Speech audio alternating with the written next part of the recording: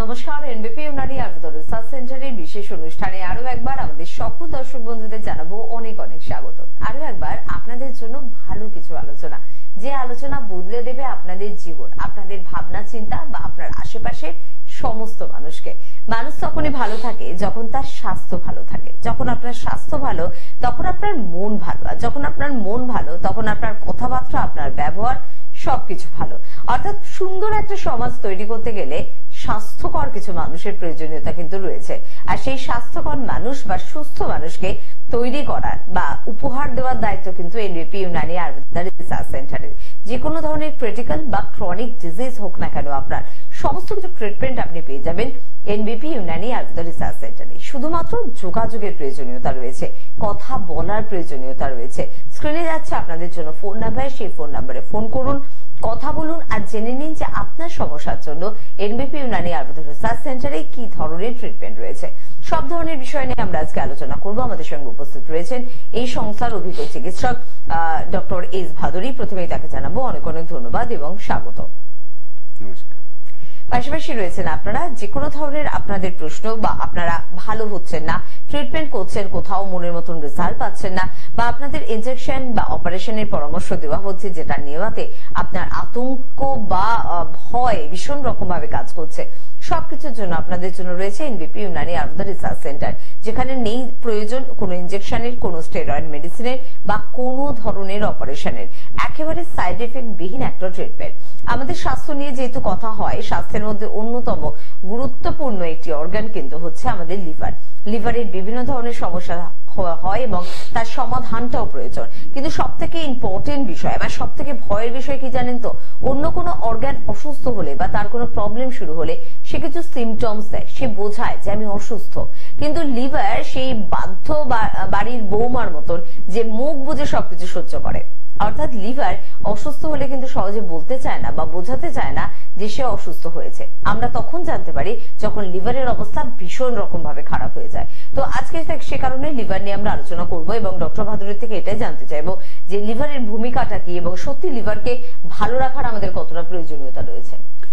দেখুন, আমাদের এই যে লিভার, এই অর্গানটা, এটা একটা one of the vital organs. আর এই অর্গানের অনেক রকম কাজ আছে, তার মধ্যে কয়েকটা বিশেষ কাজ আমি বলবো যে আমাদের শরীরকে কিভাবে ও সাহায্য করে বা ভালো রাখতে সাহায্য করে। তো এটার জন্য প্রথম যেটা বলবো যে আমাদের যে খাদ্য খাবারগুলো খাই সেটাকে কিন্তু মেটাবলিজম যেটা বলে, যেটা আমাদের খাদ্য খাওয়াগুলো যে খাদ্য খাবারগুলো খাই সেটা যে এনার্জিতে কনভার্ট হয়, এটাকে মেটাবলিজম বলা হয়। তো এটা সুন্দরভাবে কাজ করতে সাহায্য করে কিন্তু আমাদের এই লিভার। আমরা যে প্রোটিন খাই, ফ্যাট খাই, কার্বোহাইড্রেট খাই, এগুলোর কিন্তু মেটাবলিজমের জন্য সাহায্য করে আমাদের এই লিভার। দ্বিতীয়ত, আমাদের যে সাধারণভাবে আমরা জানি যে আমাদের ইনসুলিনের দ্বারা আমাদের ব্লাডের যে সুগারটা সেটা কন্ট্রোল হয়, কিন্তু ইনসুলিনের যে মানে ব্লাডে যে সুগার কতটা যাবে সেটা কিন্তু নিয়ন্ত্রণ করে আমাদের এই লিভার। এবং লিভারের যদি গন্ডগোল হয় তাহলে কিন্তু ও দেখা যাবে যে আমার ব্লাডের মধ্যে কিন্তু সুগার বেড়ে যাবে। ঠিক আছে, কিন্তু আমরা সাধারণত ভাবি যে শুধু প্যানক্রিয়াসই এটার কাজ করে, কিন্তু না, লিভার কিন্তু একটা বড় রোল প্লে করে আমার ব্লাডের মধ্যে যে কতটা সুগার যাবে। কারণ ও এক্সেস সুগার যেতে দেয় না। একটা হেলদি লিভার এক্সেস সুগারটাকে ও কিন্তু নিজের মধ্যে রেখে দেয় এবং যখন প্রয়োজন হয় তখন সেটাও ছাড়তে থাকে। ঠিক আছে, তো যদি ওটার গন্ডগোল হয় তাহলে কিন্তু ব্লাডের মধ্যে সুগারটা বেড়ে যাবে। তৃতীয়ত, আমি একটা বড় কাজ আমাদের যে লিভার করে সেটা হচ্ছে বডিকে ডিটক্সিফাই করে। ডিটক্সিফাই মানে কি, আমরা যে বিভিন্ন ধরনের খাদ্য খাবার খাই সেটা আমাদের ফুড যেগুলো খাই সেগুলো হতে পারে, আমরা ঔষধ খাচ্ছি সেগুলো হতে পারে, বা ধরুন কোনোভাবে আমার শরীরে কিছু বাইরে থেকে কিছু প্রবেশ করলো, সেই জিনিসগুলো যখন আমার ব্লাড স্ট্রিমে যেতে চায় সেটা খারাপটাকে কিন্তু গার্ড করে আমাদের লিভার, ভালোটাকে অ্যালাউ করে ব্লাডে যেতে, এবং খারাপ যেটা অপ্রয়োজনীয় বা দূষিত সেটাকে কিন্তু ও বডি থেকে বের করে দেয় বিভিন্ন প্রসেসের মাধ্যমে। লিভার কিন্তু আমাদের এইভাবে আমাদের কাজ করে এবং দেখা যাচ্ছে যদি লিভার আমার ঠিক না থাকে তাহলে কিন্তু বিভিন্ন ধরনের রোগের সৃষ্টি হয়। আর সেই রোগ শুধু মানে লিভারের সমস্যা হবে তাই নয়, লিভারের সমস্যা ছাড়াও আরো বিভিন্ন ধরনের কিন্তু রোগ দেখা যায়। মানে লিভার নিজেও ক্ষতিগ্রস্ত হয়, তার কিছু রোগ হয়, এবং লিভার ক্ষতিগ্রস্ততে বিভিন্ন ধরনের সিমটম আমরা দেখতে পাই বিভিন্ন আমাদের শরীরের মধ্যে, সেগুলোও কিন্তু কিছু কিছু রোগ আছে যেগুলো আমাদের লিভারের ক্ষতির জন্য কিন্তু আমরা সাফার করি। একদম। তো লিভারকে নিয়ে আজকে আমরা আলোচনা করছি, তাই লিভারকে ভালো রাখার দায়িত্ব কিন্তু সম্পূর্ণভাবে আপনার। কিভাবে লিভারকে ভালো রাখবেন, আপনার লিভার কি সত্যি ভালো আছে কি করে আপনি বুঝবেন, বা আপনার লিভারে কি কোনো অসুস্থতা এসেছে সেটাও আপনি কি করে বুঝবেন, সব বিষয়গুলো আজকে ডক্টর ভাদুরীর থেকে জেনে নেওয়ার চেষ্টা করব। কারণ ছোটবেলা থেকে আমরা সবার আগে মায়ের থেকে যারা শিখি স্বাস্থ্যকে ভালো রাখার জন্য, সেটা হচ্ছে যে লিভারই শিখি যে একটু কাঁচা হলুদ খাও তাহলে তোমার লিভার ভালো থাকবে, একটু কাঁচা পেঁপে খাও সেটা তোমার লিভারকে ভালো করে। তো একটু ডক্টর ভাদুরী আপনার থেকে এটাই জানতে চাইবো যে লিভারকে ভালো রাখার জন্য কি কি উপায় রয়েছে, বা লিভার কেন খারাপ হয় তারও কারণগুলো কি কি। দেখুন, প্রথম কথা আমি বলছি যে লিভারকে কিভাবে ভালো রাখা যায়। ঠিক আছে, আপনি যেটা কথা বললেন না, লিভার খুব মানে ধৈর্যশীল, সে নিজেকে নিজের খারাপটাকে চট করে প্রকাশ করতে চায় না, একদমই তাই। দেখুন, লিভার এমন একটা অর্গান, সেটা কিন্তু নিজেকে নিজে রিপেয়ার করতে পারে, নিজের ক্ষয়ক্ষতিগুলো সে রিপেয়ার করতে পারে, কিন্তু তার জন্য একটা আমাদের কি দরকার, যে তাকে একটা সুন্দর পরিবেশ দিতে হবে। মানে যেই পরিবেশের মধ্যে লিভার ফাংশন করলে তার ক্ষয়ক্ষতিগুলো সে রিপেয়ারও করতে পারবে ডেলি এবং রেগুলারলি, এবং তার কোনো ক্ষতিও আর নতুন করে হবে না। সেটা কি আমাদের হচ্ছে খাদ্য খাবার। আমাদের খাদ্য খাবারের ধরনটা এমন হতে হবে যাতে আমার যে পেটের ভিতরের যে সিচুয়েশনটা বা পরিবেশটা এতটা সুন্দর হবে বা ভালো হবে, যার জন্য লিভারের ফাংশনটা ঠিক থাকবে এবং লিভার ক্ষতিগ্রস্ত হবে না। কেন এই কথাটা? কারণ আমরা জানি যে কোনো খারাপ কিছু শরীরের ভিতরে প্রবেশ করলে, আমাদের পেটে প্রবেশ করলে, সেটা আগে লিভার ছাঁকনির কাজ করে, তারপরে সেটা রক্তে পাঠায়। তো নিজে যখন এই খারাপটার সাথে লড়তে লড়তে যদি অতিরিক্ত মাত্রায় ক্ষতিগ্রস্ত হয়ে যায়, তখনই কিন্তু লিভারের বিভিন্ন সিমটম গুলো আমরা দেখতে পাই, যে রোগগুলো আসে। তো তাহলে আমরা পরিবেশটা ঠিক করার জন্য কি করব, আমরা কিন্তু একটা ব্যালেন্স ডায়েট মেনটেন করব। ব্যালেন্স ডায়েট মানে কি, এমন একটা খাদ্য খাবার আমাদের হবে যার মধ্যে অ্যাসিডিক ফুড অতিরিক্ত হবে না। অ্যাসিডিক ফুড কি, যেই ফুডগুলোর মানে আমরা দেখা যায় বিশেষ করে প্রোটিনযুক্ত খাবারগুলো কিন্তু অ্যাসিডিক ফুড। তারপর আরেকভাবে আমাদের অ্যাসিডটা শরীরের মধ্যে বেড়ে যায় যদি আমরা দেখা যাচ্ছে কিছু বাইরের fast food, junk food, packet food এগুলো অতিরিক্ত মাত্রায় খাই, কোল্ড ড্রিঙ্কস অতিরিক্ত মাত্রায় খাই, তাহলে কিন্তু আমাদের শরীরের মধ্যে অ্যাসিডের পরিমাণটা বাড়তে থাকে। এই যে পরিবেশটা, এটা খারাপ পরিবেশ সৃষ্টি হলো, এটাকে আমাদের কিন্তু কন্ট্রোল করতে হবে। তাহলে আমার শরীরে খাদ্য খাবার কেমন দিতে হবে, এমন খাদ্য খাবার দিতে হবে যে এই অ্যাসিডিক পরিবেশটাকে ঠিক করে দিতে পারে, মানে আমাদের অ্যালকালাইন করে দিতে পারে। ক্ষার জাতীয় খাবার খেতে হবে। ক্ষার জাতীয় খাবারগুলো কোনগুলো? ধরুন ভাত আছে, তার সাথে সাথে ভাতের মতো যেই জিনিসগুলো আছে যেগুলো আমাদের এই যে প্রোটিনটা যেটা অ্যাসিডিক মানে পরিস্থিতি সৃষ্টি করে, সেগুলোকে আস্তে করে নিউট্রালাইজ করতে পারে। একটা হচ্ছে অম্ল জাতীয়, একটা হচ্ছে ক্ষার জাতীয়। যখন অম্ল জাতীয় জিনিসটা বেশি হয়ে যাবে শরীরের মধ্যে, তখন অ্যাসিডিক নেচারটা মানে বেড়ে গেল, শরীরের ক্ষতি।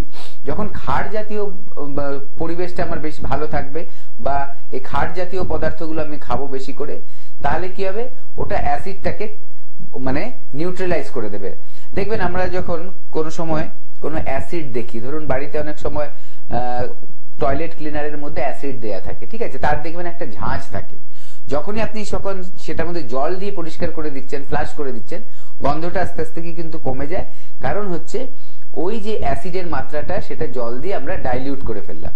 সেম আমাদের শরীরেও কিন্তু এই ক্ষার জাতীয় খাবারগুলো যখন আমরা খাবো, তখন কিন্তু অ্যাসিডের যে ক্ষতিকারক প্রভাবটা সেটা আমাদের শরীরে পড়বে না। অটোমেটিক পরিবেশটা সুন্দর হবে, লিভার কিন্তু তার মতো করে সুন্দর করে নিজেকে মেনটেন করতে পারবে এবং সুস্থ রাখতে পারবে। এই জন্যই আমাদের কিন্তু মাথায় রাখতে হবে এই ব্যাপারটা। দ্বিতীয়ত, আমরা যে খাদ্য খাবারগুলো খাবো তার মধ্যে ফাইবার জাতীয় খাবারগুলো বেশি থাকা দরকার, যাতে আমাদের কনস্টিপেশনের প্রবলেম না হয়। কনস্টিপেশনের প্রবলেম হলে কি হয়, সেখানে গ্যাস হয়, সেখানে অ্যাসিডিটি হয় এবং আমাদের লিভারকেও ক্ষতি করতে পারে। তো এটাও আমাদের মাথায় রাখতে হবে যে কনস্টিপেশনের ব্যাপারটা যাতে না আসে, তার জন্য আমার মেনটেন করতে হবে যে ফাইবার জাতীয় খাবারগুলো বেশি, মানে যার মধ্যে আমার কার মধ্যে ফাইবারগুলো পাবো, বিভিন্ন ধরনের ফ্রুটস আছে, ফল এবং তার সাথে শাকসবজি, এর মধ্যে কিন্তু আমার ফাইবারের মাত্রাটা অনেক থাকবে। সেটা খেলে দেখা যাবে আমার কনস্টিপেশনের প্রবলেম আসছে না।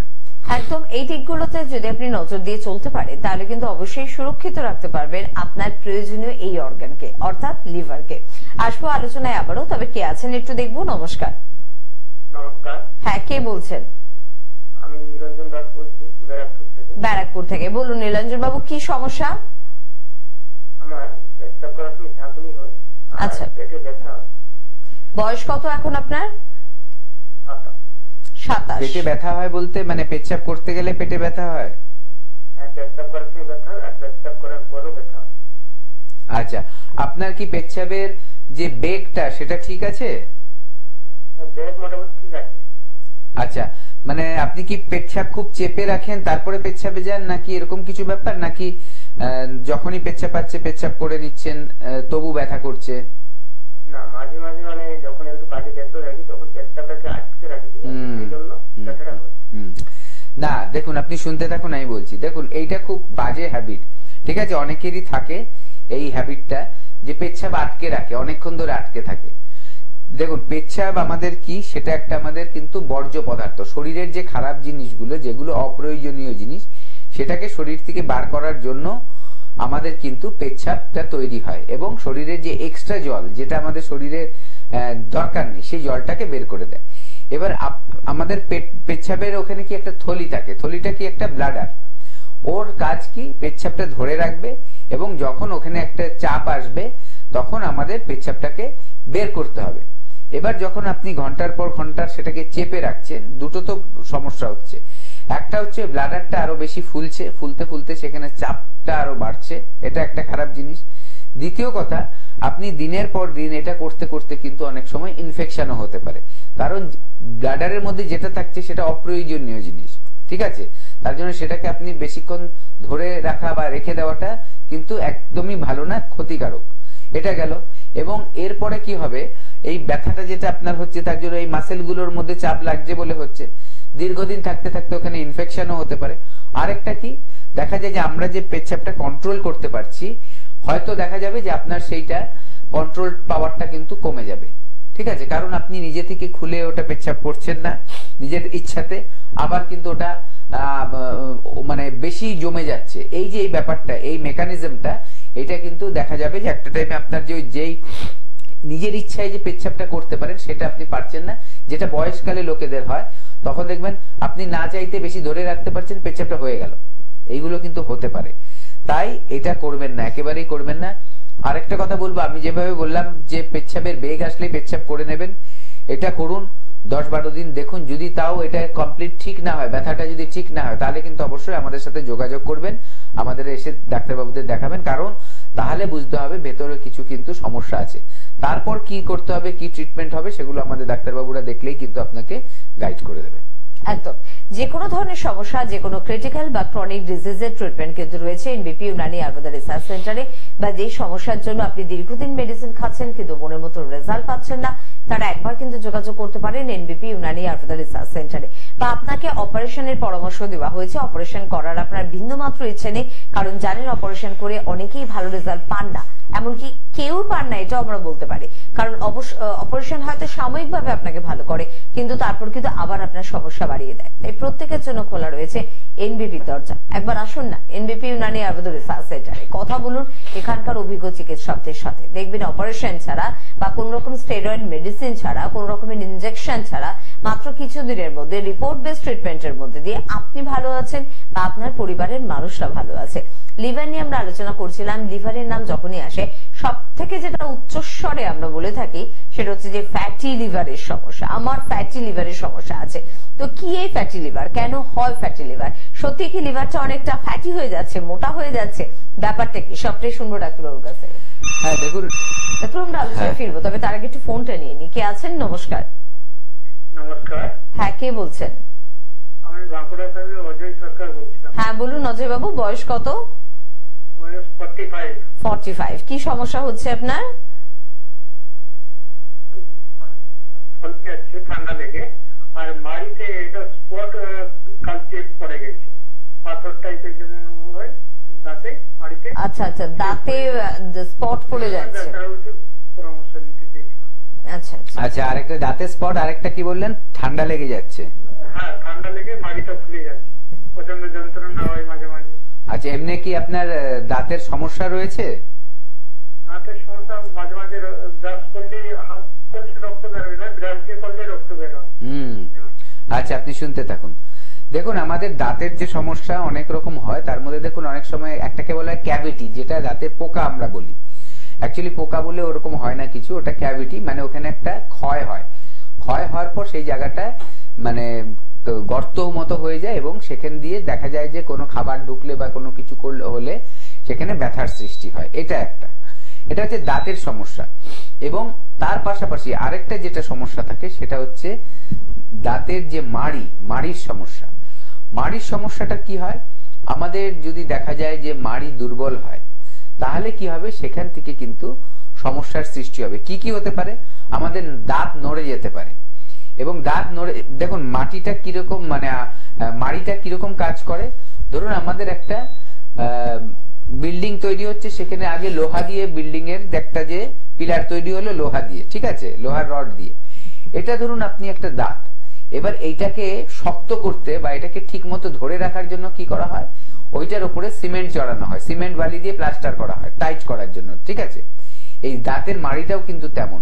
আমাদের কিন্তু একটা এই যে আমাদের যে চোয়ালের হাড় আছে তার মধ্যে কিন্তু দাঁতগুলো বসানো থাকে এবং সেটাকে টাইট করে সুন্দর করে বেঁধে রাখে কি আমাদের মাড়িটা, যাতে ওই দাঁতগুলো খুলে খুলে না চলে আসে। এইটা হচ্ছে নিয়ম। এবার কি হয়, কারো কারো ক্ষেত্রে এই মাড়ির মধ্যে কিন্তু ইনফেকশন হয়। ভালোভাবে যদি যত্ন না করা হয় তাহলে দেখা যাচ্ছে মাড়ির ইনফেকশন হয় এবং তাতে পুজের সৃষ্টি হয়, পুজ তৈরি হয় ভিতরে, যেটা নর্মালি দেখা যায় না, ভেতরে থাকতে থাকে। মানুষ কিভাবে তখন বুঝতে পারে, যে খুব দুর্গন্ধ হয়। দেখবেন কথা বলতে গেলে এমন দুর্গন্ধ হচ্ছে, অনেকে দূরে দাঁড়িয়ে থাকলেও কিন্তু গন্ধটা পাওয়া যাবে। এমনি নর্মালি উপোস থাকলে বা কিছুতে অনেক সময় মানুষের একটা মুখ দিয়ে স্মেল করে, কারণ ওখানে একটা রিয়াকশন হয় পেটের ভেতরে, সেটা আলাদা জিনিস। কিন্তু এইটা অন্যরকম একটা ব্যাপার, যেটা কিন্তু দেখা যাচ্ছে আপনি যতই ব্রাশ করুন না যাই করুন কিন্তু এটা যেতে চায় না, কারণ মাড়িটার মধ্যে ইনফেকশন থাকে। এটাকে পায়রিয়া বলা হয়। এবং দেখবেন যখনই ব্রাশ দিয়ে করলে কেন হচ্ছে, ব্রাশ দিয়ে করলে কি হচ্ছে, খোঁচা লাগছে। যখনই খোঁচা লাগছে দাঁতের গোড়ায়, তখনই ওই জায়গায় যে রক্তর নালীটা সেটা কিন্তু ফেটে যাচ্ছে, কারণ ওই জায়গাটা তো একদম ভেতরে পুজ হয়ে থাকে, শক্ত থাকে, মানে শক্তিশালী হয় না মাসেলস গুলো, তার জন্য ওখান থেকে দেখা যাবে ব্লিডিং বেরাচ্ছে। এগুলোকে কিন্তু পুষে রাখবেন না।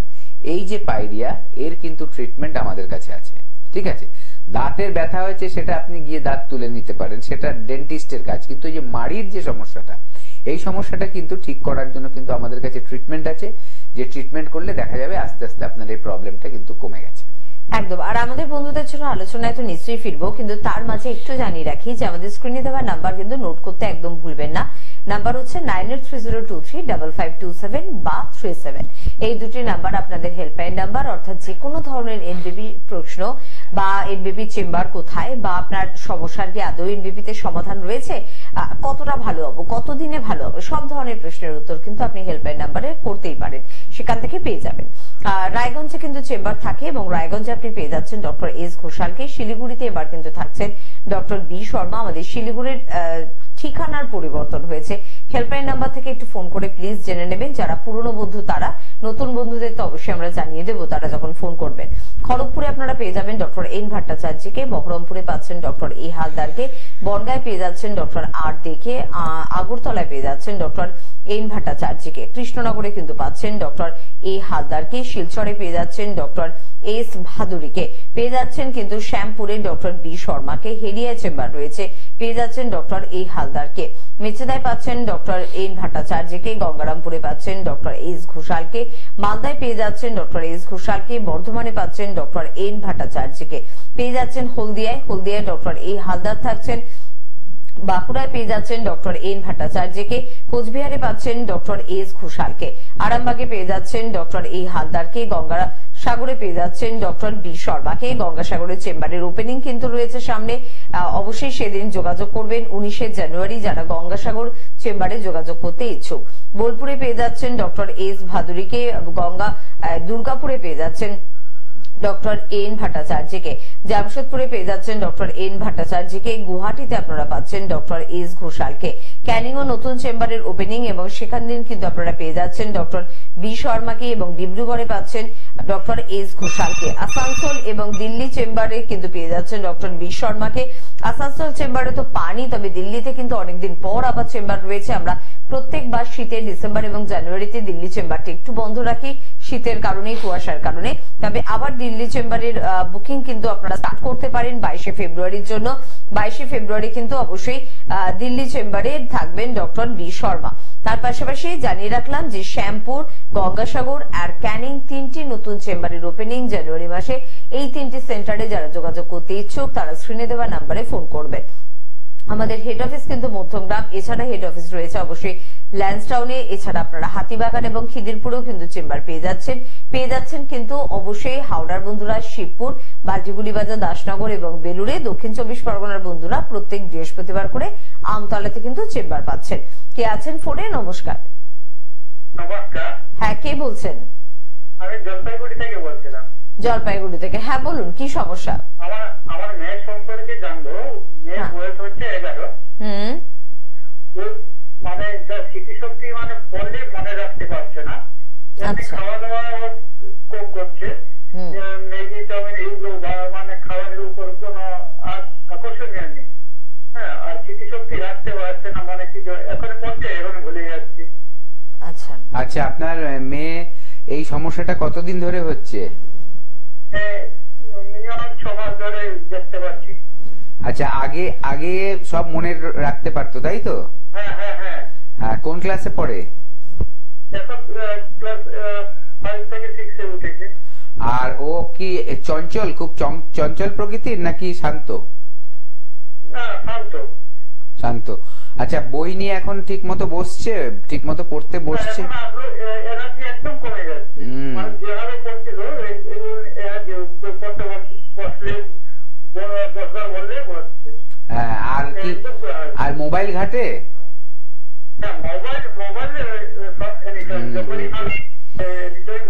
আচ্ছা, এমনি শারীরিক ভাবে সুস্থ আছে তো? মানে শরীরে কোনো রোগ ব্যাধি কিছু এমনি নেই তো? না না না না না। দেখুন, হ্যাঁ আপনি শুনতে থাকুন। প্রথম কথা হচ্ছে, এইটা হচ্ছে বয়সের একটা ব্যাপার। এই যে টিন এজ মানে হচ্ছে যে বয়স সন্ধি সময়, এই আস্তে আস্তে যে বয়স বড় হবে মেয়েদের একটা হরমোনাল পরিবর্তন হয়, ঠিক আছে? এই সময় কিন্তু এই ব্যাপারগুলো আসে, ছেলে হোক মেয়ে হোক। এই সময় দেখা গেছে অনেক বাচ্চারা যারা আগে হয়তো ফার্স্ট সেকেন্ড হচ্ছিল, তারা এই বয়সে এলে যেন পড়ার দিকে একটু নেশাটা কম, মনটা কম, অন্যদিকে মনটা চলে যায়, চঞ্চল হয়ে যায়। একটু বাইরে ঘুরবো, একটু বাইরে আনন্দ করব, বন্ধুদের সাথে বেড়াবো, গল্প করব। আর আজকাল তো মোবাইল যেহেতু হয়েছে, মোবাইলের দিকে নজরটা বেশি। এটা আমার মনে হয় যদি ওর মানে শরীরে কোনো অন্য সমস্যা না থাকে, যে ধরুন যেমন হচ্ছে ঠিক মতো ঘুমাচ্ছে কিনা, খাওয়া দাওয়া করছে কিনা, বা সব কথাবার্তা সবার বুঝছে কিনা, এগুলো যদি ঠিক থাকে তাহলে এটা হচ্ছে ওর একটা বয়সের জন্য হচ্ছে, যেটা ওর মনটা একটু সরে যাচ্ছে পড়ার দিকে। এবার সেটাকে আপনারা বুঝিয়ে দেখুন, ঠিক আছে?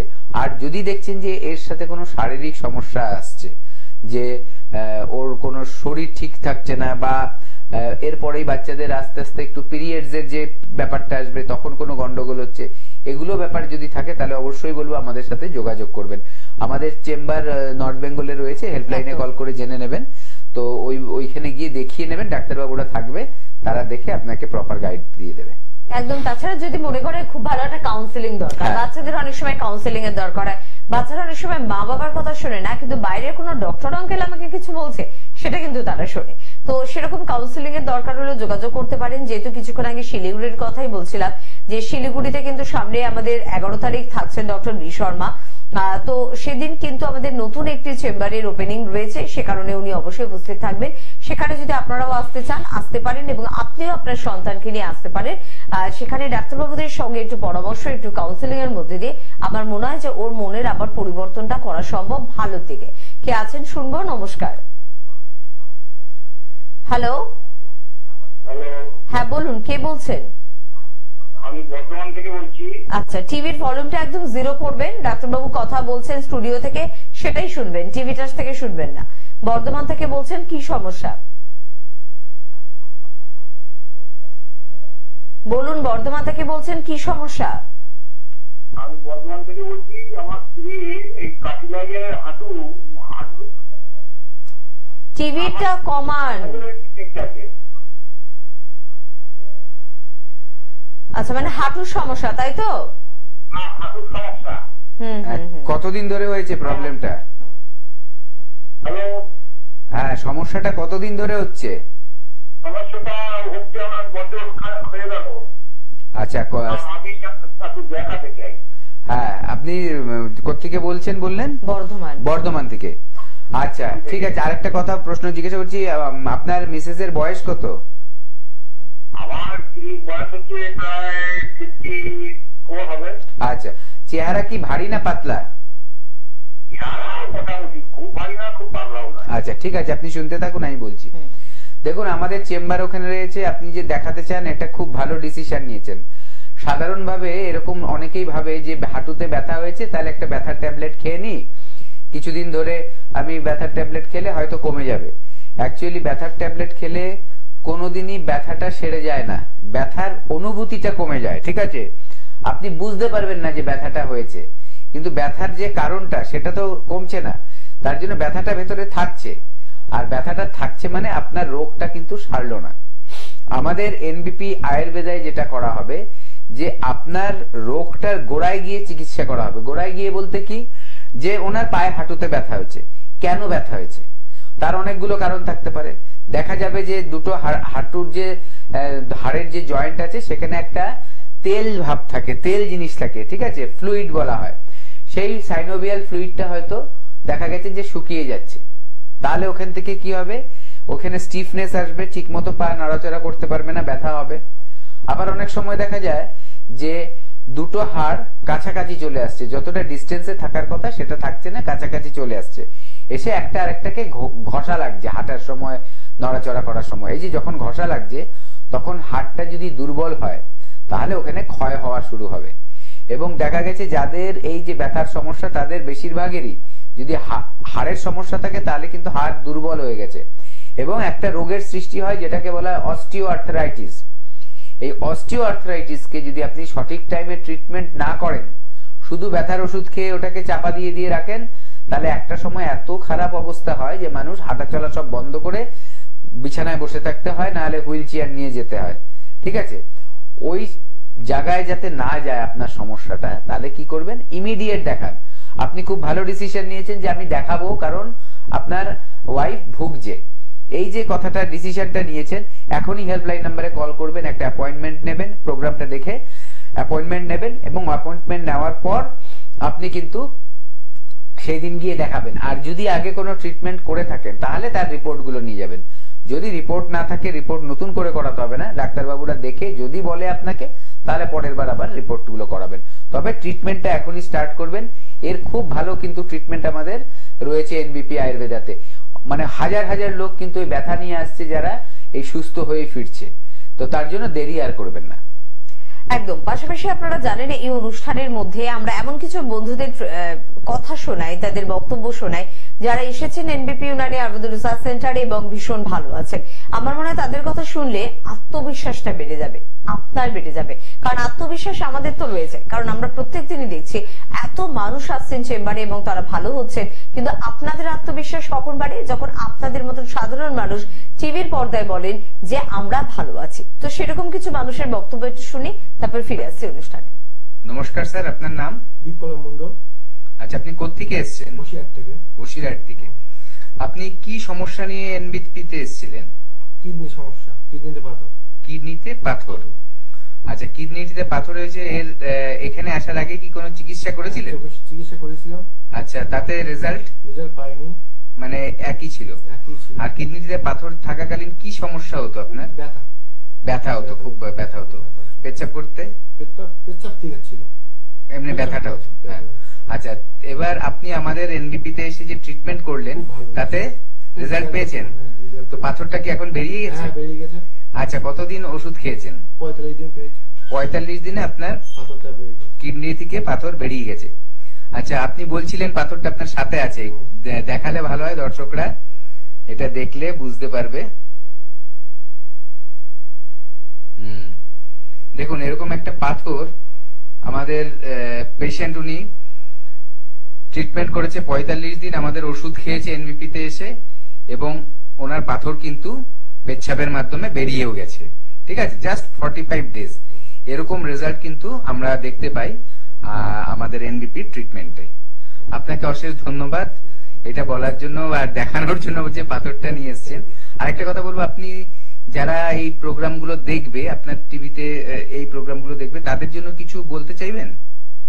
দেখুক, খুব ভালো লাগবে। না মানে ট্রিটমেন্ট সম্বন্ধে কিছু বলতে চাইবেন? ট্রিটমেন্ট সম্বন্ধে কি, ট্রিটমেন্টটা করলে খুব ভালো লাগবে, উপকার পাবে, উপকার পাবে। অশেষ ধন্যবাদ আপনাকে। ম্যাডাম আপনার নাম কি? আমার নাম অসীমা চৌধুরী। কোথা থেকে এসেছেন আপনি? আমি নাগের বাজার থেকে এসেছি। নাগের বাজার থেকে।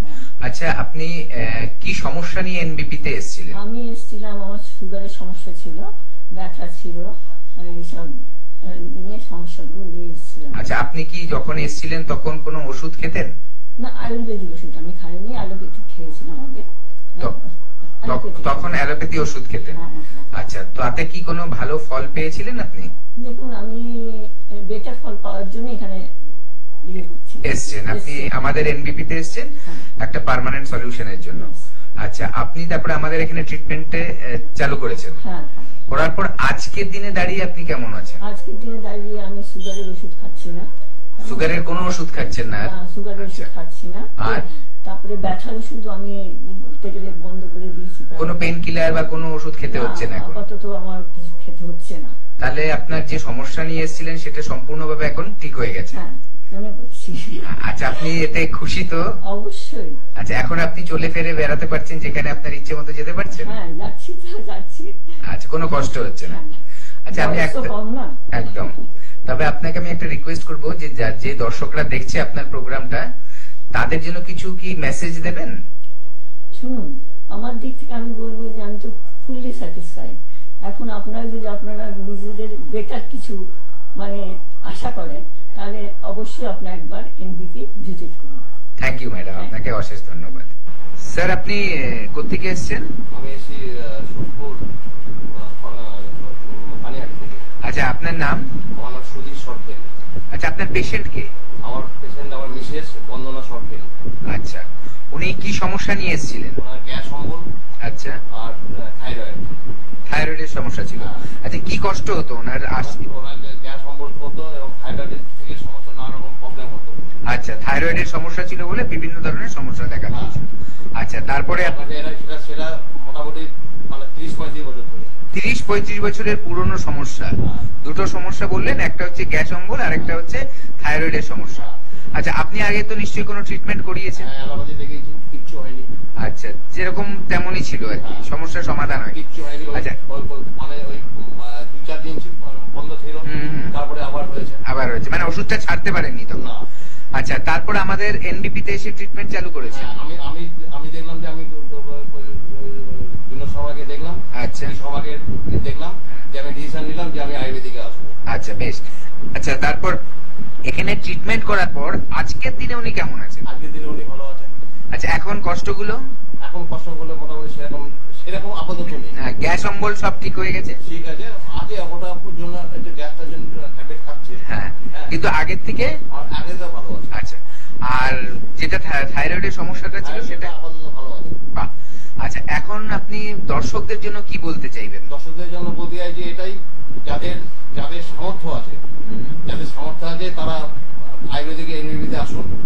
হ্যাঁ, যদি রোগ দেখেন তাহলে পয়সা দেখলে চলবে না, আর পয়সা দেখলে রোগ দেখলে চলবে না। আচ্ছা, বাহ, একটা ভালো কথা বললেন যে দেখুন, রোগের সাথে কোনো কম্প্রোমাইজ করা যাবে না। মানুষের টাকা তখনই কাজে আসবে যদি তার প্রাণ থাকে। ঠিক আছে, আমি একদিন অ্যালোপ্যাথি দেখিয়েছি, আমার টাকাও গেছে, পেশেন্টও ছাড়িনি, মানে উল্টে আমার মানে ক্ষতি হয়ে গেছে। আচ্ছা, আপনি এখন স্যাটিসফাইড তো আপনার মিসেস কে দেখিয়ে? ওকে, থ্যাংক ইউ স্যার, আপনাকে অনেক ধন্যবাদ। মানুষ ভালো আছেন এনবিপি ইউনানি আয়ুর্বেদা রিসার্চ সেন্টারে এসে, তাহলে কেন আপনি পিছিয়ে থাকবেন? কেন এখনো আপনি যোগাযোগ করবেন না? নাকি এখন আপনি এক্সপেরিমেন্ট করবেন অন্য কোথাও থেকে? তাহলে কিন্তু নষ্ট হবে আপনার সময়, আপনার অর্থ, আপনার বিশ্বাস, আর সব থেকে দামি জিনিস আপনার স্বাস্থ্য। তাই স্বাস্থ্য নিয়ে প্লিজ অবহেলা করবেন না। খুব গুরুত্বপূর্ণ একটা দিক নিয়ে আমরা আলোচনা করছিলাম, লিভারে বিভিন্ন ধরনের সমস্যা হয়, তার মধ্যে সব থেকে বেশি যেটা নাম আমাদের পরিচিত সেটা ফ্যাটি লিভার। কি এই ফ্যাটি লিভার, ঠিক এই বিষয়টা নিয়ে আমরা আলোচনায় আবারও ফিরবো। তবে তার আগে দেখবো কে আছেন আমাদের সাথে। নমস্কার। হ্যালো হ্যালো, হ্যাঁ বলুন, কে বলছেন? আমি পূর্ব মেদিনীপুর থেকে, পূর্ব মেদিনীপুর রামনগর থেকে বলছি।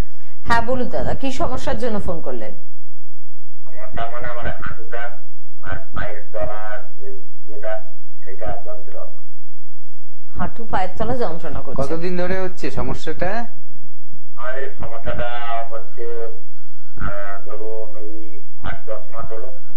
আচ্ছা, কোনো চিকিৎসা করিয়েছেন আগে? না করেননি, আমি অন্য টিউমারটা হয়েছিল, অপারেশন হয়েছি, বলতে গেলে ওনার কোনো চিকিৎসা করেনি। এই সুটাতে মালিশ করি মুখ। না না, বলছি পায়ের এটার জন্য কোনো ডাক্তার দেখিয়েছেন আগে? না না না। আচ্ছা, হাঁটুর যে ব্যথাটা হচ্ছে এটা অনেকদিন ধরে হচ্ছে, ঠিক আছে। এই যে বসে আছি, উঠলে মোটামুটি যন্ত্রণা। হ্যাঁ হ্যাঁ হ্যাঁ, বুঝতে পেরেছি। এটাকে অস্টিও আর্থারাইটিস বলা হয়, ঠিক আছে। এবার আপনার এটার জন্য আমাদের এখানে ভালো ট্রিটমেন্ট আছে। হ্যাঁ, আপনি একবার আমাদের এখানে আসুন। আপনি ওই আরেকটা যে নাম্বার আছে, হেল্পলাইন নাম্বার, ওটায় কল করে দেখুন আপনার বাড়ির কাছাকাছি কোথায় আছে আমাদের চেম্বার। শুনুন, ঠিক আছে, আপনি শুনতে থাকুন। এই যে অস্টিও আর্থারাইটিস, এটা একটা এমন সমস্যা যেটা মুভমেন্ট করলে, মানুষের মুভমেন্ট হলে বেশি ব্যথা হয়। মানে যেমন ধরুন কেউ ধরুন সিঁড়ি দিয়ে বেশি উঠলে, যার অস্টিও আর্থারাইটিস আছে তার ব্যথা হবে হাঁটুতে। আবার কেউ বসার থেকে দাঁড়াতে গেলে তখনও আবার সমস্যা হতে পারে। আবার অনেকে রাত্রে ঘুমানোর পর যখন সকালে ওঠে তখন দেখে পা ভাঁজ করতে পারে না। এই সমস্যাগুলো কিন্তু হয়, ঠিক আছে। আর ব্যথা কিন্তু বাড়তে থাকে। আর এটা কি হয়, হাঁটুর মধ্যে ক্ষয় হওয়া শুরু করে। এই ক্ষয় যত বাড়বে আপনার কিন্তু ব্যথাও তত বাড়বে এবং আপনার হাঁটা চলা তত বন্ধ হতে থাকবে।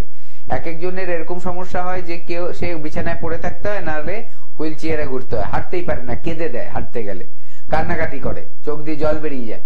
তো ওইসব যাতে না হয় আপনার, আর যাতে কোন রকম অপারেশনও করতে না লাগে পায়ের জন্য, তাহলে কি করতে হবে আপনার, ও ফেলে রেখে দিলে হবে না। আপনি টিভিতে শুনলেন আপনার এই সমস্যাটা কি, তার কি চিকিৎসা আছে আপনি জানলেন যে আয়ুর্বেদ চিকিৎসা আছে, আমাদের এনবিপি তে ট্রিটমেন্ট হয়, খুব ভালো রেজাল্ট হয়।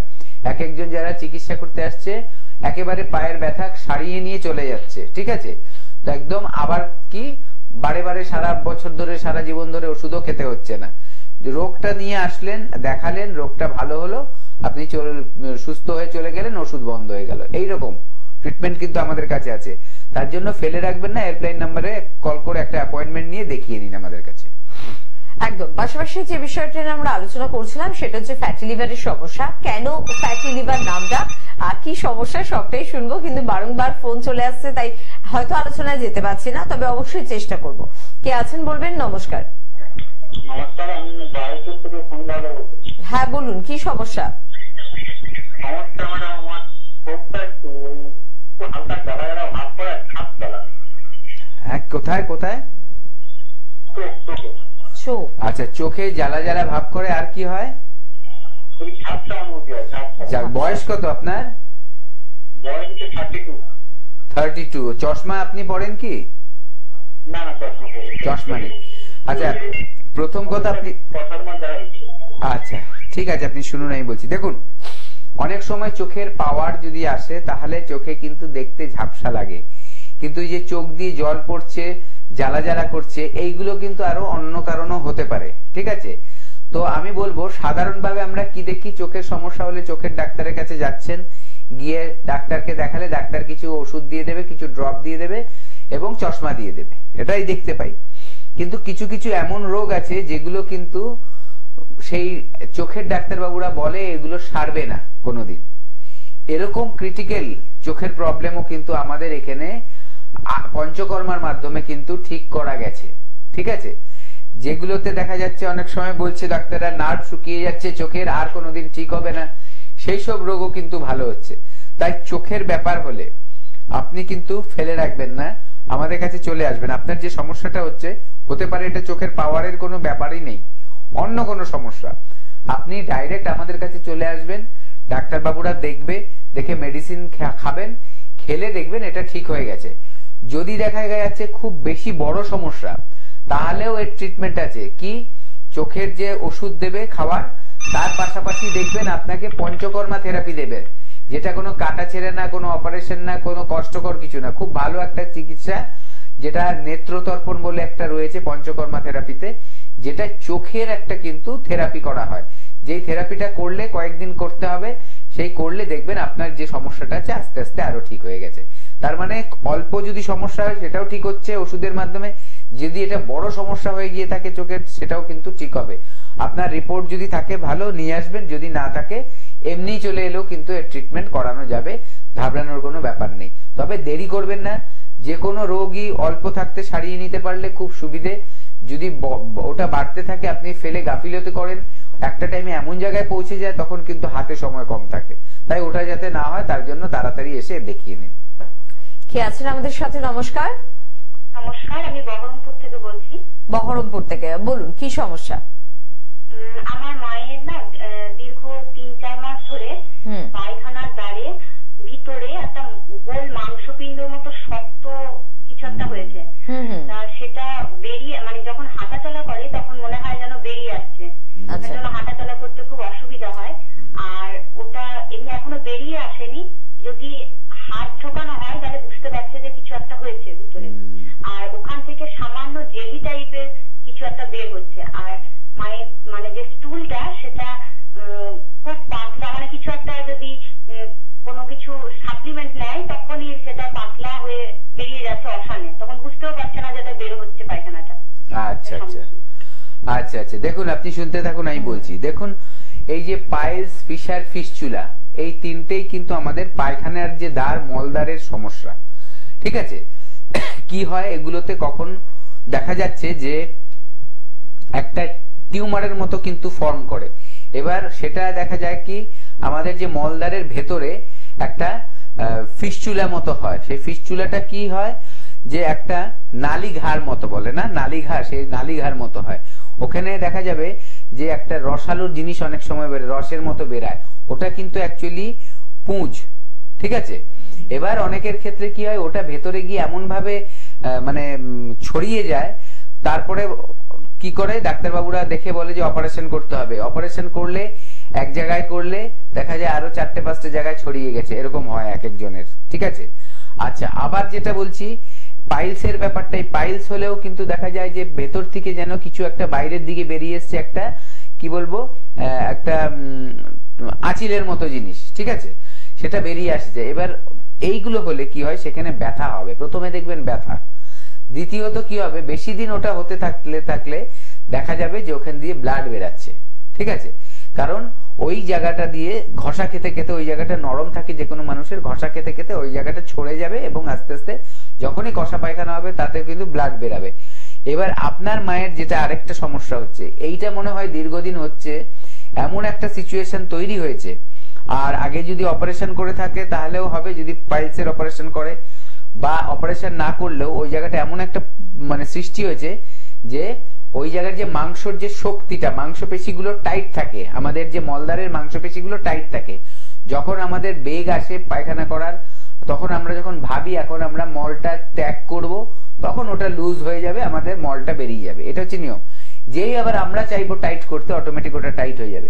আপনার মায়ের ক্ষেত্রে ওটা লুজ হয়ে গেছে। লুজ হওয়াতে কি হচ্ছে, মাঝে মাঝে যে পটি হয়ে যাচ্ছে উনি বুঝতেই পারছে না, এবং যে ভেতরের জায়গাটা ওইখানেও মানে কি শিথিল ভাব হয়ে গেছে। ঠিক আছে, তার জন্য উনি জানতেই পারছে না যে ওনার ওরকম পায়খানাটা হচ্ছে। তো এটাকে কিন্তু ফেলে রাখবেন না, কারণ আমাদের যে এই যে কি বলবো এই যে কি বলবো অ্যানাসের মধ্যে বা রেকটামের জায়গাটায় যে সমস্যাগুলো আমি বললাম, পাইলস, ফিশার, ফিস্চুলা, এগুলো যদি হয় দেখা যাচ্ছে ওখান থেকে ভবিষ্যতে কিন্তু মারাত্মক বড় বড় রোগ আসতে পারে। ঠিক আছে, তাই ওইটাকে ফেলে রাখবেন না। এটার খুব ভালো ট্রিটমেন্ট আছে উইদাউট সার্জারি। আমাদের এখানে কোনো সার্জারি করতে হবে না, কিন্তু এই রোগগুলোকে আপনি সারিয়ে নিতে পারবেন। দারুণ ট্রিটমেন্ট, দারুণ। ঠিক আছে, তো এইটা আপনি বুঝবেন কিভাবে যে ট্রিটমেন্টটা যে ভালো কাজ করছে, আপনার তাহলে আসতে হবে। প্রথমে দেখবেন যে আপনার এই ব্যথাটাই কমে গেছে, যে ব্যথাটার জন্য আপনি সহ্য করতে পারছেন না, কেঁদে ফেলছেন, সেই ব্যথাটা কমে যাবে। দ্বিতীয়ত ওই যে টিউমারের মতো গুলো হয়েছে বা একটা গুটলি মতো হয়েছে, সেগুলো দেখবেন আস্তে আস্তে আস্তে মিলিয়ে যাবে। ভেতরে যদি কোন রকম ঘায়ের মতো থাকে, সেই ঘাটা শুকিয়ে যাবে। তাহলে আর আপনার কোনো খারাপ রোগ হওয়ার চান্সেস থাকলো না। এবং ট্রিটমেন্ট নেওয়ার পরে দেখবেন ওই মাংসপেশির যখন ক্ষমতাটা বেড়ে যাবে, আপনার মায়ের যখন সেন্সটা থাকবে ওই জায়গায়, যে গুজ্জরদারটায় যে আপনার মা বুঝতে পারছে হ্যাঁ আমার এখন যেন পটিটা বেরাচ্ছে, এগুলো কিন্তু ঠিক হয়ে যাবে, সবগুলোই কিন্তু ঠিক হয়ে যাবে। তাই ফেলে রাখবেন না, রোগটাকে পুষবেন না, রোগটা পুষে রাখলে কিন্তু বড় রোগ আসার সম্ভাবনা থাকবে। আপনি আসুন, আগে যদি কোনো ট্রিটমেন্ট করে থাকেন রিপোর্ট নিয়ে আসবেন বা প্রেসক্রিপশন নিয়ে আসবেন, যদি না থাকে কোনো অসুবিধা নেই, এমনিই আসুন, আমাদের ডাক্তারবাবুরা দেখবে, পরীক্ষা করবে এবং তার ট্রিটমেন্ট করবে, দেখবেন আস্তে আস্তে এটা ঠিক হয়ে গেছে। বেশ, তো আমরা আবার আলোচনায় চলে যাই। অনেকক্ষণ ধরে ডাক্তারবাবু থেকে একটা প্রশ্ন করেই যাচ্ছি যে ফ্যাটি লিভার কি, কিন্তু বলার সুযোগ নেই যেহেতু বন্ধুরা পরপর ঢুকে যাচ্ছেন, একটু শুনবো চট করে। হ্যাঁ দেখুন, ফ্যাটি লিভারটা মানে আমাদের কিন্তু একটা আছে লিভার এনলার্জমেন্ট হয়ে যায়, মানে এনলার্জ হয়ে যায়, মানে লিভারটা বড় হয়ে যায়, এটা একটা জিনিস। আর ফ্যাটি লিভার মানে লিভারটা বলতে পারেন আপনি ইনডাইরেক্টলি মোটা হয়। কিভাবে? মানুষ যেমনি চর্বি বেড়ে গেলে মানুষ মোটা হয়ে যায়, এই ফ্যাট মানে লিভারটার মধ্যেও কিন্তু ফ্যাট জন্মে, মানে কিভাবে জমা হয়ে যায় তার সারা গায়ে এবং সেটাকে ফ্যাটি করে দেয়, মানে চর্বি জাতীয় লিভার।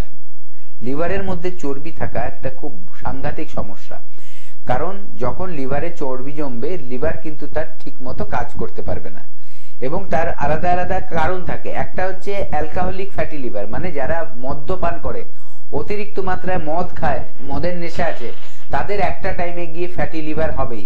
দেখবেন অনেকে যারা মদ খায় তাদের শরীরটা পুরো কিন্তু রোগা, অনেকেই আছে, কিন্তু পেটটা খুব উঁচু হয়ে আছে, তার বুঝবে তার ফ্যাটি লিভার আছেই আছে। ঠিক আছে, পরীক্ষা করলেই বোঝা যাবে, সোনোগ্রাফি করলেই বোঝা যাবে যে তার ফ্যাটি লিভার আছে কিনা। এটা গেল। আবার একটা আছে নন অ্যালকোহলিক ফ্যাটি লিভার। অনেকে আছে, বেশিরভাগ মানুষ যারা নেশা করে না কিন্তু তার ফ্যাটি লিভার রিপোর্টে এসছে। কিভাবে বুঝলো তার ফ্যাটি লিভার? হয়তো কোনো অন্য পরীক্ষা করতে গিয়ে দেখেছে, অথবা হয়তো পেটের কোনো সময় ব্যথা হয়েছে বা হজমের গন্ডগোল হয়েছে, তখন তার ইউএসজি করতে দিয়েছে ডাক্তারবাবু, দেখা গেছে তার ফ্যাটি লিভার। সেটা হচ্ছে নন অ্যালকোহলিক ফ্যাটি লিভার। তো নন অ্যালকোহলিক ফ্যাটি লিভারটা কেন হয়? অ্যালকোহল খাচ্ছে না তাও কেন ফ্যাটি লিভার হচ্ছে? খাওয়ার জন্য। এই যে বাইরের ফাস্ট ফুড, জাঙ্ক ফুড, বাইরের যে খারাপ তেলে রান্না করা বা অতিরিক্ত যে আমরা তেল খেয়ে ফেলছি, রান্নার মধ্যে রসিয়ে কষিয়ে যে খাদ্য খাবার গুলো খাই, বাড়িতে হোক বা বাইরে, তার থেকে যে ফ্যাট, ওই তেল, এইটাই কিন্তু আমাদের এই লিভারের মধ্যে জমা হচ্ছে ফ্যাটের ফর্মে। এইটা গেল। এবং তার সাথে সাথে আরেকটা জিনিস জানবেন, আমাদের যে স্টার্চ খাই বা কার্বোহাইড্রেট খাই, মানে শর্করা জাতীয় খাবার, সেটা যতটুকু খরচা হয় সেটা ভালো, কিন্তু যেটা খরচা হয় না সেটা কিন্তু আমাদের শরীরে জমে যায় ফ্যাট হিসাবে। ওটা কিন্তু স্টার্চ হিসাবে না, মানে ফ্যাট হিসাবে কিন্তু জমা থাকে, যখন প্রয়োজন তখন খরচা হয়। তো এই যে তার একটা প্রলেপ কিন্তু লিভারের ওপরে পড়ে। তো অনেকে হয়তো বেশি ফ্যাট খাচ্ছে না, কিন্তু দেখা যাচ্ছে যে ভাতের পরিমাণ বেশি, রুটির পরিমাণ বেশি, এই খাবারগুলো বেশি, তারও কিন্তু সেও কিন্তু মোটা হতে পারে বা তার অর্গানেও কিন্তু ফ্যাট জমতে পারে। তো এইটা মাথায় রাখবেন যে লিভারকে ঠিক রাখতে গেলে আমার খাওয়ার পরিমাণটাও কিন্তু ঠিক রাখতে হবে। একদম। চিকিৎসক আপনাকে তো ভালো পরামর্শ সবসময় দেয়, তবে আপনি সব পরামর্শ কি গ্রহণ করছেন? যদি গ্রহণ করেন তাহলে অনেকটা ভালো থাকবেন, আর যদি গ্রহণ না করেন বারবার অসুখে পড়বেন, সমস্যায় পড়বেন এবং নিজেই কিন্তু কষ্ট পাবেন। তাই ভালো অনুষ্ঠান দেখুন, ভালো পরামর্শ নিন। কে আছেন বলবেন? নমস্কার। হ্যালো, আমি হুগলি খুলনা থেকে বলছি। হ্যাঁ বলুন দাদা, কি সমস্যার জন্য ফোন করলেন? হ্যাঁ বলছি, আমার ছেলে ট্রাইগ্লিসারাইডটা বেড়েছে, আমি আবার ডাক্তারবাবুর কাছে জেনেছিলাম। ওইটা আপনার ওই চিয়া সিড বলে একটা সিড আছে, ওইটা ইস্যুগুলোর মতো এক চামচ করে ভিজিয়ে দিয়ে সকালে থেকে খেয়ে নিতে বলেছি। আমি বলছি ওইটা শুধু কোলেস্ট্রলটা হয় বা ট্রাইগ্লিসারাইডটা কমে নাকি সুগারটা কমে যায়? দেখুন, আমি আগে একটা কথা বলি, এই যে এই জিনিসগুলো, এই যে চিয়া সিড খেলো কেউ, কেউ ফ্লেক্স সিড খেলো, এগুলো দেখুন, এগুলো কোনো কিন্তু চিকিৎসা না, এগুলো হচ্ছে প্রিভেনশন। ঠিক আছে, অনেকে বলে যে আমি জিরে খেয়ে রোগা হয়ে গেছি, এইগুলো ঠিক, এগুলো তো অ্যাকচুয়ালি ওইভাবে শরীরের মধ্যে কাজ করে না, এগুলো কি করে সাপোর্ট দেয়। ঠিক আছে, আপনার একটা রোগ হয়নি, তখন সেগুলো খেলে আপনার রোগটা হয়তো আসবে না। তার পাশাপাশি এমন নয় যে আপনি খুব চর্বি জাতীয় খাবার খাচ্ছেন এবং তার সাথে সাথে অনেক বেশি তেলের জিনিস খাচ্ছেন, এদিকে আবার চিয়া সিড খাচ্ছেন, তাহলে কাজ হবে? একদমই হবে না। আপনার সব লাইফস্টাইলটাকে ঠিক রাখতে হবে, তার পাশাপাশি এই সব আমাদের কিছু পদার্থ আছে বা জিনিস আছে যেগুলো আমরা সুপার ফুড হিসাবেও বলতে পারি, যেগুলো খেলে আমাদের উপকারটা তখন হয়। ঠিক আছে? হ্যাঁ, অনেক সময় এটা ওয়েট লসে হেল্প করে, বলা হয় চিয়া সিড, এগুলো আলাদা। কিন্তু আপনার ছেলের যেটা ট্রাইগ্লিসারাইড বেশি আছে, তার মানে এটা একটা মেডিকেল কন্ডিশন। ট্রাইগ্লিসারাইড বেশি থাকার জন্য ফার্স্ট যেটা আপনার করতে হবে, একদম চেষ্টা করুন zero oil cooking. Zero oil cooking মানে তেল ছাড়া রান্না। যদি ওটা সম্ভব না হয় তাহলে দেখতে হবে কোন তেল দিয়ে খেলে সবচেয়ে ভালো। সবচেয়ে ভালো হচ্ছে যদি আপনি অলিভ অয়েল ইউজ করতে পারেন রান্নায়। এবার আপনার সাধারণত আমাদের মতো ফ্যামিলিতে, বাঙালি পরিবারে কিন্তু অলিভ অয়েলটা সবাই অ্যাকসেপ্ট করতে পারে না, নিতে পারে না, তার গন্ধ, তার টেস্ট পছন্দ করে না। ঠিক আছে? তার জন্য ওটাকে বাদ দিন। চেষ্টা করুন মিনিমাম তেলে রান্না করা, একেবারে 1 ড্রপ 2 ড্রপ তেল দিয়ে রান্না করা ওর রান্নাগুলো, বিশেষ করে আপনার ছেলের রান্নাগুলো। এটা হচ্ছে first criteria. Second, red meat একেবারে বর্জন করুন। ডিমের কুসুম খাওয়া চলবে না। ঠিক আছে? এই ধরনের খাওয়াগুলোকে সবসময় অ্যাভয়েড করতে হবে, যেগুলো থেকে ট্রাইগ্লিসারাইড বাড়ে। তার মানে ফ্যাট জাতীয় যত রকম খাবার আছে সেগুলোকে বর্জন করুন, এবং চেষ্টা করুন যে একদম জিরো অয়েল, পারলে জিরো অয়েলে রান্না করুন, নাহলে একদম অল্প তেল দিয়ে রান্নাগুলো করার। এটা হচ্ছে ফার্স্ট। সেকেন্ড, আরেকটা ব্যাপার মাথায় রাখতে হবে যে আমাদের সবকিছুর সাথে যেহেতু ট্রাইগ্লিসারাইডটা বেড়ে আছে, এখন কিন্তু ট্রিটমেন্ট করতে হবে। ফেলে রাখবেন না ব্যাপারটা, কারণ এই যে কোলেস্ট্রল বলুন, ট্রাইগ্লিসারাইড বলুন, এগুলোর থেকেই কিন্তু আমাদের আরো হার্টের সমস্যা আসে, হাইপারটেনশনের সমস্যা আসে। তো ওইগুলো যাতে না আসে, বা ওইগুলো তো জানেন আজকাল এগুলো খুব বেড়ে গেছে, আর খাদ্য খাবার থেকেই বাড়ছে এগুলো। ঠিক আছে? তো সেইটা যাতে না আসে, আপনি আমাদের সাথে যোগাযোগ করুন। আমাদের ট্রিটমেন্ট আছে, একদম প্রাকৃতিক চিকিৎসা, আয়ুর্বেদিক চিকিৎসার মতে যে ট্রিটমেন্টগুলো, সেগুলোই আমাদের এখানে হয়। এবং এই ট্রিটমেন্ট করলে দেখবেন আস্তে আস্তে আপনার ছেলের কিন্তু ট্রাইগ্লিসারাইডটা নরমাল হবে। এবার আপনি বুঝবেন কিভাবে? আমি তো মুখে অনেক কিছু বলতে পারি। আপনার যে রিপোর্টটা নিয়ে আসবেন এখানে, তারপর আবার যখন ট্রিটমেন্ট শেষ হবে তখন আবার আপনাকে আমাদের ডাক্তারবাবুরা রিপোর্ট করতে বলবে। দুটো রিপোর্ট যখন পাশাপাশি রাখবেন, দেখবেন তফাৎটা কি হয়ে গেছে। আগে বেশি ছিল, পরে নরমাল হয়ে গেছে। এই রিপোর্টটাই কিন্তু আপনাকে বুঝিয়ে দেবে যে এনবিপি তে সঠিক ট্রিটমেন্টটা হয়। এবং তারপর যদি আপনি মেনে চলেন, আপনার ছেলে মেনে চলে, দেখবেন আর সারা জীবনে এই প্রবলেমটা আর আসবেই না। একদম। চট করে আরো একবার জানিয়ে রাখবো যে কোথায় কোথায় আপনারা পেয়ে যাচ্ছেন এনবিপির অভিজ্ঞ চিকিৎসকদের। যেমন সামনে কিন্তু রায়গঞ্জের চেম্বার রয়েছে, এবং রায়গঞ্জে ডক্টর এস ঘোষালকে পাচ্ছেন। শিলিগুড়িতে কিন্তু পেয়ে যাচ্ছেন ডক্টর বি শর্মাকে, পেয়ে যাচ্ছেন অবশ্যই খড়গপুর চেম্বারে ডক্টর এন ভট্টাচার্যকে, বহরমপুরে পাচ্ছেন ডক্টর এ হালদারকে, বনগাঁয় চেম্বার রয়েছে, পেয়ে যাচ্ছেন ডক্টর আর দেকে, পেয়ে যাচ্ছেন আগরতলায় ডক্টর এন ভট্টাচার্যকে, কৃষ্ণনগরে পেয়ে যাচ্ছেন ডক্টর এ হালদারকে, শিলচরে পাচ্ছেন ডক্টর এস ভাদুরীকে, পেয়ে যাচ্ছেন কিন্তু শ্যামপুর আমাদের নতুন চেম্বারের ওপেনিং এর দিন অবশ্যই থাকবেন ডক্টর বি শর্মা। খেরিয়ে পেয়ে যাচ্ছেন ডক্টর এ হালদারকে, মেছেদায় পাবেন ডক্টর এন ভট্টাচার্যকে, গঙ্গারামপুরে পেয়ে যাচ্ছেন ডক্টর এস ঘোষালকে, বান্দায় পাচ্ছেন ডক্টর এস ঘোষালকে, বর্ধমানে পাচ্ছেন ডক্টর এন ভট্টাচার্যকে, হলদিয়া পেয়ে যাচ্ছেন ডক্টর এ হালদারকে, বাঁকুড়ায় পেয়ে যাচ্ছেন ডক্টর এন ভট্টাচার্যকে, কোচবিহারে পেয়ে যাচ্ছেন ডক্টর এস ঘোষালকে, আরামবাগে পাচ্ছেন ডক্টর এ হালদারকে, গঙ্গাসাগরে পেয়ে যাচ্ছেন ডক্টর বি শর্মাকে। গঙ্গাসাগর নতুন চেম্বারের ওপেনিং রয়েছে জানুয়ারি মাসের 19 তারিখে। যারা যোগাযোগ করতে ইচ্ছুক তারা কিন্তু চটপট হেল্পলাইন নাম্বারে ফোন করবেন। বোলপুরে পেয়ে যাচ্ছেন ডক্টর এস ভাদুরীকে, পেয়ে যাচ্ছেন অবশ্যই দুর্গাপুরে ডক্টর এন ভট্টাচার্যকে, জামশেদপুরে পাচ্ছেন ডক্টর এন ভট্টাচার্যকে, গুয়াহাটিতে পাচ্ছেন ডক্টর এস ঘোষালকে, ক্যানিং নতুন চেম্বারের ওপেনিং, সেখানেও কিন্তু থাকবেন সংস্থার ডিরেক্টর বি শর্মা।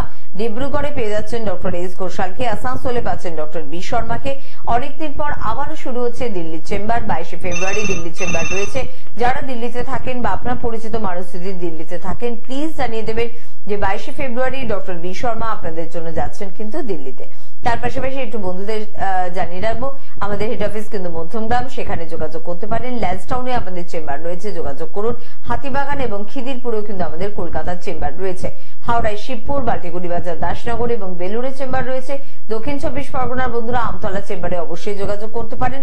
প্রত্যেক বৃহস্পতিবার সংস্থার ডিরেক্টর বি শর্মা নিজে কিন্তু থাকেন আমতলা চেম্বারে। কে আছেন বলবেন? নমস্কার।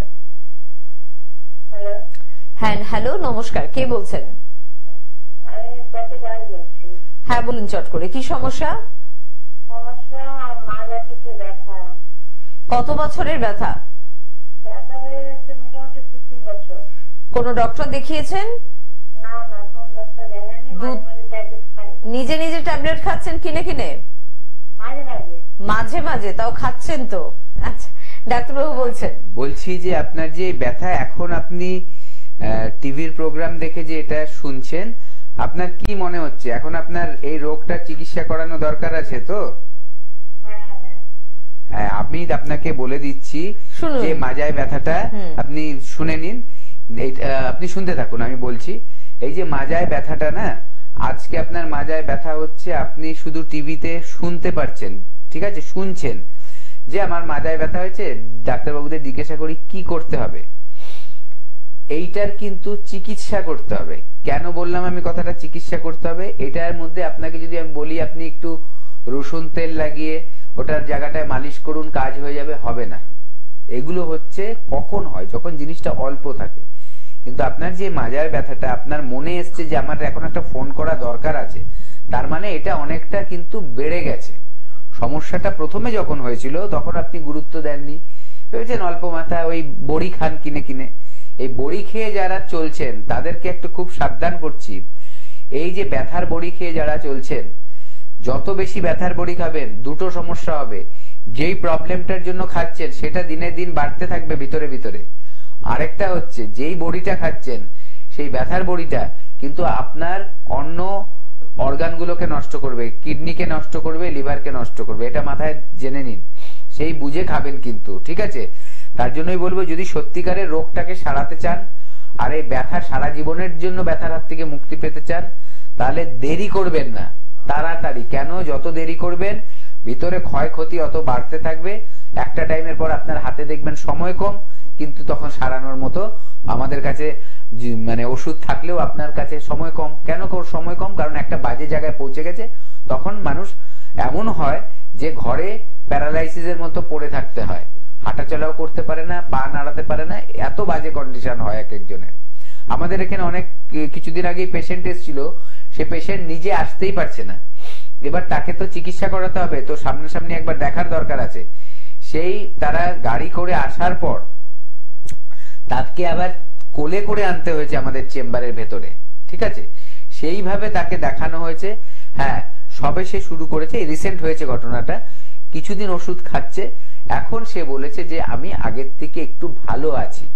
ভালো আছি মানে আগের যে কন্ডিশনটা ছিল তার থেকে একটু উন্নতি হয়েছে। এবার ওষুধ চলছে। আশা করছি যে উনি যে এই যে কোলে করে আসতে হয়েছে না, এইটা আর ওনার আসতে হবে না। উনি কয়েক মাস ওষুধটা খেতে খেতে দেখা যাবে উনি নিজে পায়ে হেঁটে কিন্তু আমাদের চেম্বারে আসছে। এইটাই ব্যাপার।